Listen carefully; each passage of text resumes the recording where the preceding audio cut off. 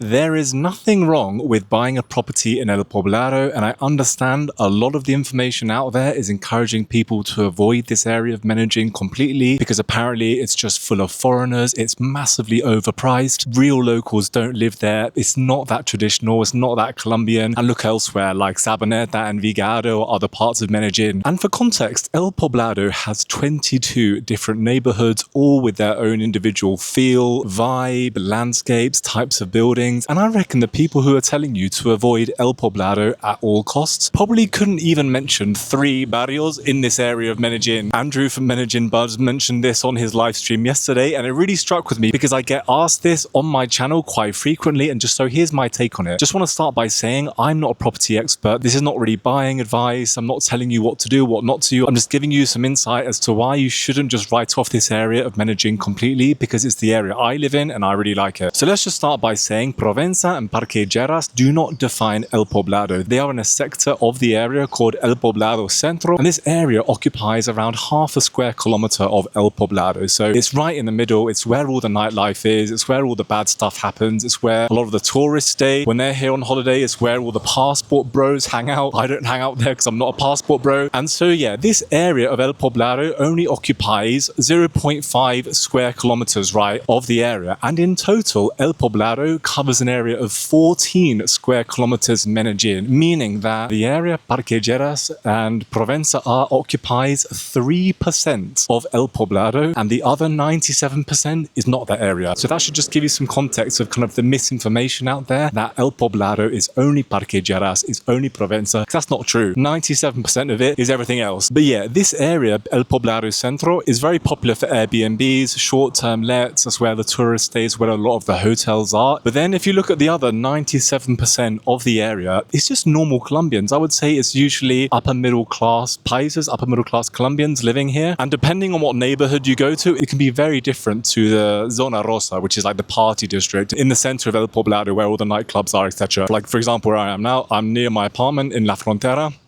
on the border of Envigado and Poblado. This is the park, La Frontera Park. It's really nice. It's full of locals. It's full of Colombians. I am the only foreigner in my building of 12 apartments. And although I do bump into foreigners every now and again here, it's not that common. The vast majority of people here are Colombians. And I would just say it's a normal neighborhood. If you were to look at the parqueadero, the parking spaces in my building, there are no fancy cars. There are no G-Wagons. There are no BMWs. It's just the normal cars that you see on the streets of Medellin, in my garage if you like. And that is a good sign that the people living in my building, in my area, are just normal, middle-class Colombians. Yes, they probably are going to be on the higher end of the income stream. No, they're not going to be on minimum wage. Yes, they're probably living in properties that have been passed down from the generations. They didn't buy them recently. They've been for a while. But yeah, I would just say it's a normal local neighborhood and it has a local feel, just like how some of the neighborhoods in Envigado have a local feel. And just from a UK comparison, because that's what I know, El Poblado is around the same area as the Royal Borough of Kensington and Chelsea, RBKC in London, and within that borough there are loads of different neighborhoods. And that's exactly the same in El Poblado. So just for example, you have Barrio Manila. It's kind of similar to La Magnolia and Envigado. You don't get a lot of high rises. It's older buildings, super vibey, cafe culture. It's noisy because there's a lot of traffic going through, but that's really nice. You have Ciudad del Rio, which is like another city in itself. Going to Ciudad del Rio is a little bit like going to Canary Wharf in London or going to Brickell in Miami. It's just high rises. Everything's new. You have all the shops there, lots of restaurants. People run there a lot. So on Sunday, there's loads of like cycling groups, running clubs and everything in Ciudad del Rio. And so yeah, it kind of gives you that high-rise modern vibe. You have Santa Maria de los Angeles, where I'm going now, which is where a gym I go to is located, which is another nice neighborhood. They have really lovely residential buildings there. I think the people there tend to be a little bit older. They're a little bit more wealthy. That's also a super nice neighborhood here in El Poblado. You have Patio Bonito, which is super flat. It has lovely buildings, very walkable. It's close to everything, so you don't really need to get Ubers everywhere. Then you have San Lucas, which is near where I live, which is a little bit up the hill, but you get really nice views. There's great restaurants there. San Lucas Plaza has everything there. And so yeah, the people slagging off El Poblado saying it's only Provenza, only Parque Lleras, they're just wrong. Loads of local Colombians live in El Poblado who are not super rich. Like the people in my building, they're not all millionaires. They're not driving G-Wagons. These are just normal, upper middle class Colombians who want to live somewhere with good amenities, which is safe, where the streets are super clean. You guys already know how clean the streets streets are near my apartment from things like dog poo and everything, you always see people cleaning the streets there. It's not just an area for the super rich to sit and park their money and use on Airbnb, etc. So yeah, if you're thinking about moving to Medellin, you want to buy a property, maybe even just want to rent somewhere, you shouldn't remove El Poblado from your list because it has loads of benefits. For example, if you were to live in Sabaneta, I love Sabaneta, it's really cool, it's a little bit further away, it's much cheaper than El Poblado, but if all the things that you do are around in El Poblado, in any of the neighborhoods, maybe they're run clubs, maybe they're meetups, maybe it's book nights, things like this, you're going to be forever traveling at rush hour from Sabaneta to El Poblado just for those meetups and everything. So that's another thing to consider. A lot of the things that are going on and happen in El Poblado, in one of the neighborhoods. Maybe not super centro near Provenza or Parque Lleras, but maybe around here, or maybe in Patio Benito, for example. Another thing to remember, which is something that I considered, is the more established the area that you buy, the more liquid your investment will be, because there's a bigger pool of buyers who are looking at El Poblado to buy a property, both locals and foreigners, that if you do own property here, it's going to be easier to sell compared to if it is in a more upcoming neighborhood. So you may be able to get let's say, a better deal buying in Envigado or buying in Sabaneta or even Itagüí, but that property may be harder to sell in the future if you want to get rid of it. And I know that's something that I thought about. But that being said, I have friends visiting from Bogota this week, and they're actually going to stay in an Airbnb in Agua Catala. I always find it difficult to pronounce that word, near the Santa Fe Mall, because the Airbnbs there were cheaper than they were in Envigado near Loma de las Brujas. So that just goes to show you there are some parts of Envigado which are more expensive than El Poblado. So you can still find some good deals here. The prices aren't absolutely sky high everywhere, and it just depends on which barrio you're looking at. You know, plenty of Londoners would love to live in Kensington. Lots of people really like living in Chelsea. These areas are the El Poblado equivalent here in Medellin. Lots of people who live in Miami want to live in North Beach or South Beach. There's nothing wrong with looking to buy or looking to rent in these established, slightly more expensive areas, because you get what you pay for. You potentially get more security. You potentially get cleaner streets. You potentially get more infrastructure. I looked at a project in El Salado in Envigado, which is great. Lots of nature, a little bit further away, quieter, probably better air quality. But there's one main road leading up to the new development there. And so the infrastructure there just isn't that great. And so yes, I'll be living in an area which is slightly more quiet, slightly more tranquil. But if it rained a lot, I'd probably be stuck. So yeah, don't completely write off El Poblado from your property search list because it has 22 neighborhoods. Most of the people saying to avoid it completely probably couldn't even name 3 of them. I can name 10 off the top of my head if I was lucky. But of course, it depends what you're looking for, but just don't write it off completely. Catch you in the next one.